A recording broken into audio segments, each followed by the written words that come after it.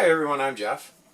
I've had many people contact me through my YouTube channel lately, and they've asked me to discuss the importance of eye dominance in archery.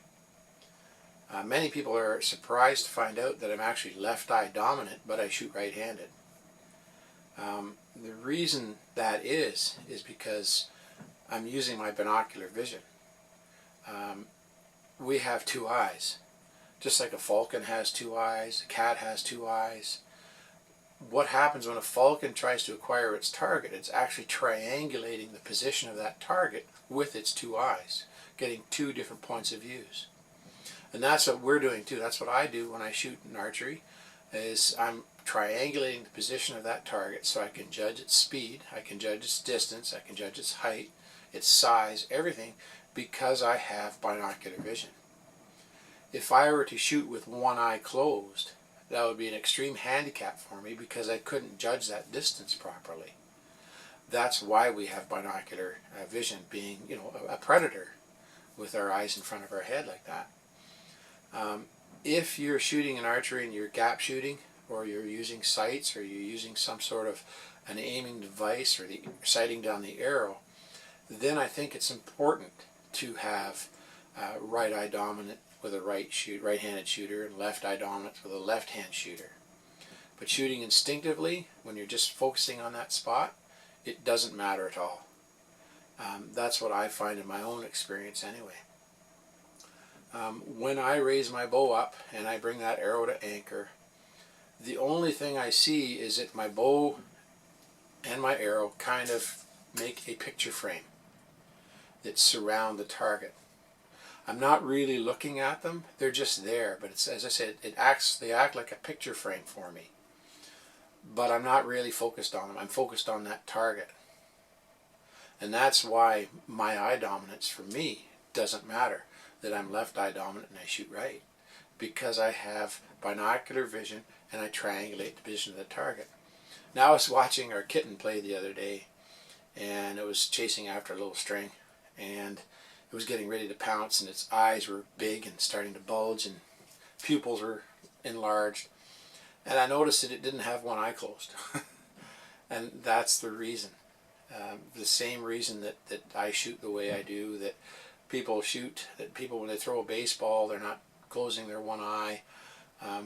Those specific reasons. So I just thought that it might be an interesting topic. I've had lots of people ask about it, and I thought it might be good to give a little bit of an explanation about that. Now, to judge your eye dominance, it's very easy to find out which eye is dominant over the other. You just basically point your finger at an object at a distance, close your left eye. If your finger is still on the spot, then you're right eye dominant. If the spot has moved, then you're left eye dominant. It's that simple. Or you can make a hole like this. Look through the hole at a spot, close one eye, and it'll shift over.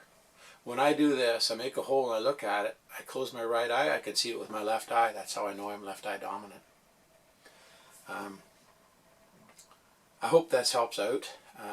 What made me think about it today is I was down here shooting these candles, this candle shot, and it got me thinking about what I'm actually looking at, how I'm actually viewing that, because it's pretty easy for me to shoot one candle out. It's not very much of a challenge. I'm shooting about 22 yards. But as soon as I introduce that second candle, then it becomes difficult. So now I have to try to focus on two objects at the same time.